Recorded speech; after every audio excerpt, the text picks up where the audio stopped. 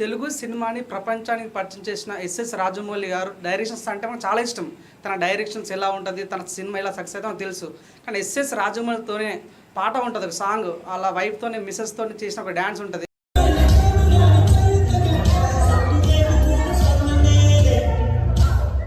ఆ dance compose చేసిన వ్యక్తి మన ఆర్కే గారు, రాధాకృష్ణ గారు. సో నిజంగా ఆ అవకాశం మీకు ఎలా దక్కింది, మీరు ఎలా ఫీల్ అయ్యారు? సో ఎస్ఎస్ రాజమౌళితోనే డ్యాన్స్ చెప్పడం అంటే మాటలు కాదు. సో మీరు ఎలా ఆ అవకాశం దక్కించింది, ఎలా ఎలా ఫీల్ అవుతున్నారు మీరు? సార్ అది నాకు ఆల్రెడీ సార్తో మా గురుగారు ప్రేమేశ్వర మాస్టర్, ఆయనతో మేము ఛత్రపతి నుంచి మేము రాజమౌళి సార్తో మేము ట్రావెల్ అవుతున్నాం.